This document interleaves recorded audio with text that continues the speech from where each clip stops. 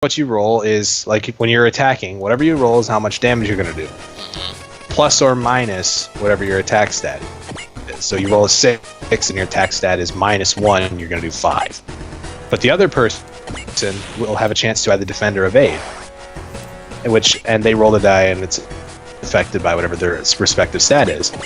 If they successfully evade, they won't take any damage, but if they don't, they take all of the damage. Ouch. If you defend, the most damage you can, like, if you defend, you'll take the amount of damage, basically your roll minus theirs. So, or, you know what I mean. Basically, you roll a 4 against their total 5. Like, you roll a 3 and you have defense +1. So you have 4 and they do 5. You're going to take 1 damage. But if you rolled a 2 instead of a 4, you're going to take 3 damage. But if you roll above theirs, you still take 1 damage. So defending, you will always take damage, but you can reduce it. Evading means you might not take damage, but if you do take damage, you're taking all of it. Ouch.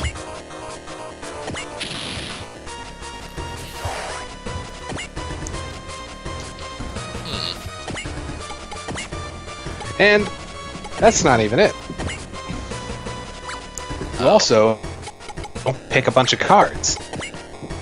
Like, you get cards, and at the beginning you pick all of them, and all 4 players, their cards, all get shuffled into a main deck.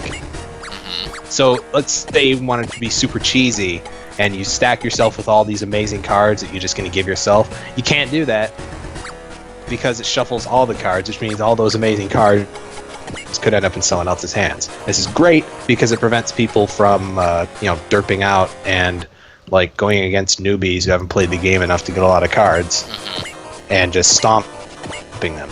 But it also means that if you're clever, you can fill up the deck with bad cards that don't affect you as much as it would affect other people. Huh. Now, the only way to get these cards, there's some stages that will give them to you every so often, and I think you start with at least 1, I'm not sure. But the only way to get them is by landing on spaces that give you a card. You can only have up to 3 at a time. If you get a 4th, you have to discard 1.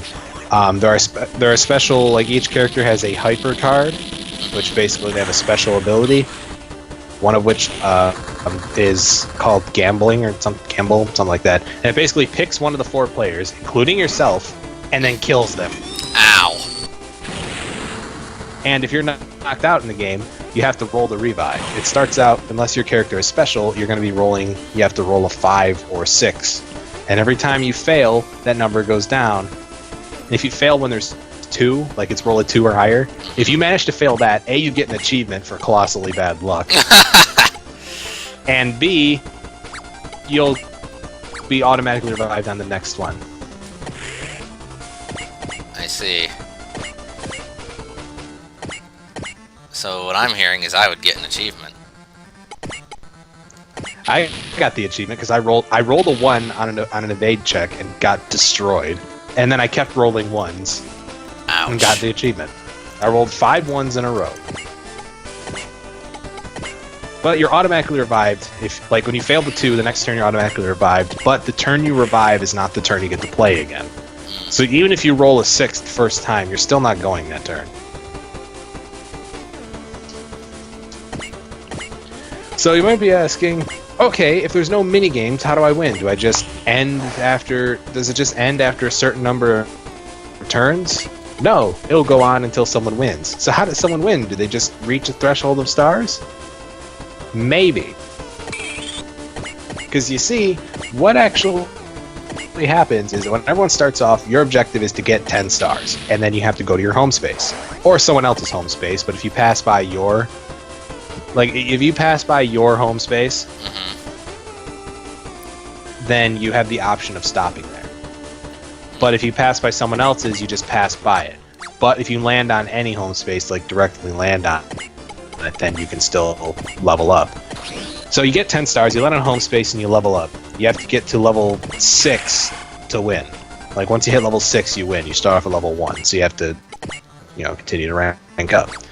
So what, you just have to keep getting 10 stars? Nope. The moment you get those 10 stars, your next goal, you get to choose. Either you win 2 battles, or you get 30 stars. So at this point, you're going to be thinking, okay, what would be easier for me to get?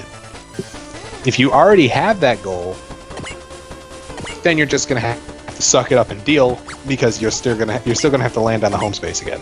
Yeah.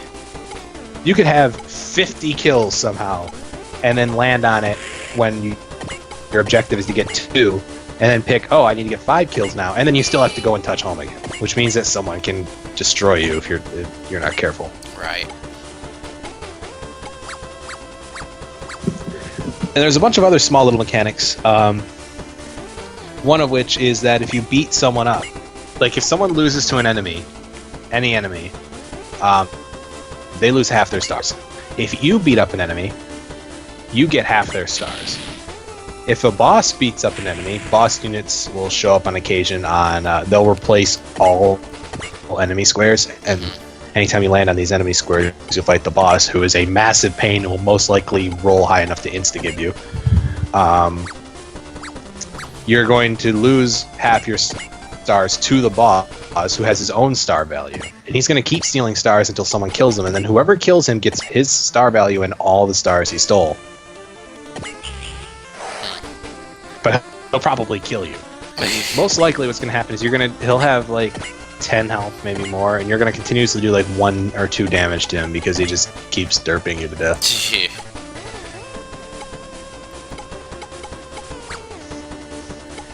And you're just thinking, okay, well, you know what? I could probably win this.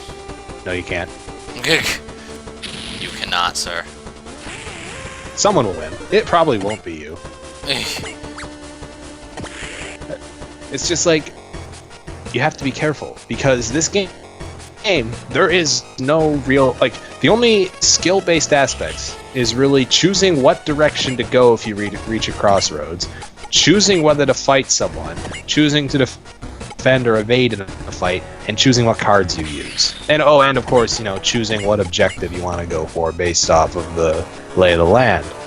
But there's no mini games or anything like that, like there is in Mario Party. And there's a lot less, I guess, player agency, I guess would be the term of it.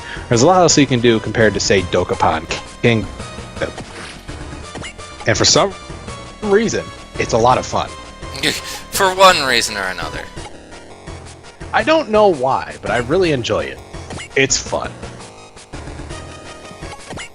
And this is, of course, knowing the fact that chances are, especially if you're playing campaign, because the developers have basically admitted that in campaign, some of the AI will cheat. Great. They don't really do it in free play as much, but they can, because AI always cheats, but they just don't do it as much in free play compared to campaign. Even that's the case, you develop a special hatred for certain AI. One that always seems to roll perfect 6s to one-shot everything in existence. The one that always seems to roll the perfect amount to land right where it needs to be to win the game. The one that always seems to have the perfect card to ruin everyone's day. This is going to happen. The one that doesn't do anything at all. Doesn't seem like it's doing anything at all. You're just going about your wrecking face, and then they win. And you don't know what just happened. Oh, God. But then you look at, like, played card history, you don't see they did anything. Then you realize, oh, wait, while I was busy doing everything else, they were off doing nothing, pretty much. Or they weren't. It's not that they were doing nothing. It's just that they were doing it far away from everyone. They were playing safe, and you didn't notice. Oh. And it's just a lot of fun. And then the last thing is, okay, what about its visuals and its audio department? Well, it's very, very, very bright and colorful. It is a super deformed anime style. This game is very Japanese, mind you. The 3 enemies you fight, not the bosses, I haven't even seen all the bosses yet, but the 3 enemies you fight, it's a chicken that has low health. Like, all the enemies have low health, but like the chicken has low attack and defense, but has higher evasion. There's a seagull which has higher attack but low defense and evasion, and then there's like this weird ball thing, looks like a robot, I don't know. that has high defense but then low attack and evasion.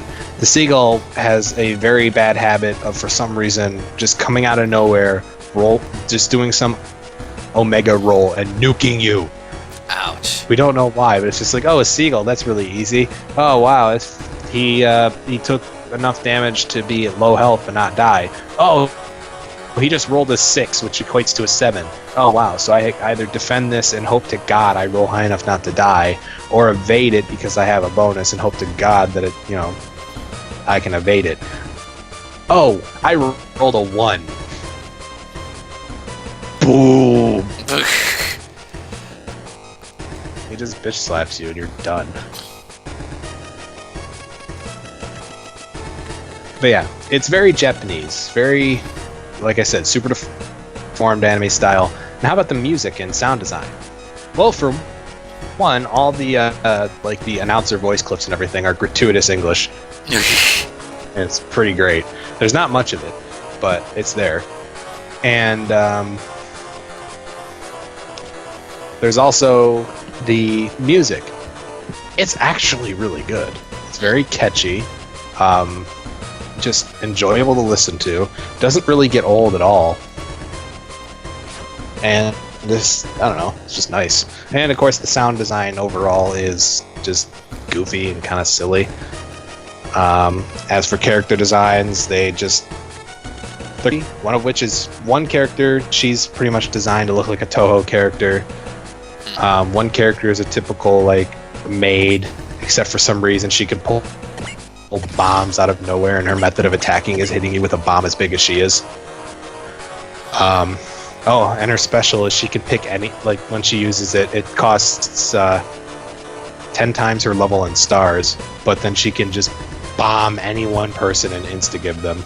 Damn. No, it does her level in health damage. So that usually insta-gives people. Yeah, I don't know. And as for how well the game is paced, you can actually pick between 5 different game paces, I think. 4 or 5. There might not be a very slow option, but there's definitely a slow option. The normal option. Fast and very fast. Normal is normal, and it's how the game's meant to look. Slowing it down, I wouldn't recommend it. But speeding it up, fast is pretty alright, but things look a little crazy. Very fast, everyone is twitching! I should mention this game is, like, all of its art assets are 2D. But yeah, everyone is just twitching and bouncing around, everything goes really fast, but that's generally how you're going to end up playing the game, the more you play it, because you just want to speed things up. Because, I don't know, the game just flows really, really well when it's going as fast as it can.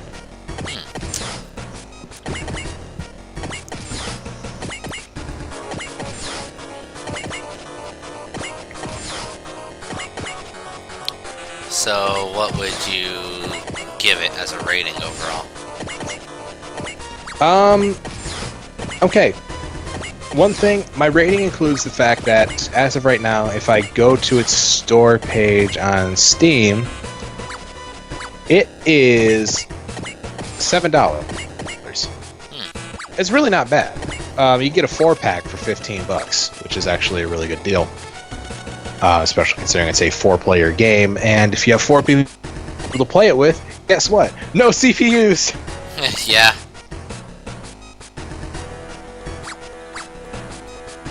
So, would I consider it worth the money? Yeah. I would, actually. It's pretty fun. I wouldn't get it if you don't have anyone to play it with, even though it does have online play, and it is good. It's just that it's something that's definitely fun to play when you get a bunch of people on Skype together and then just start playing and everything like that.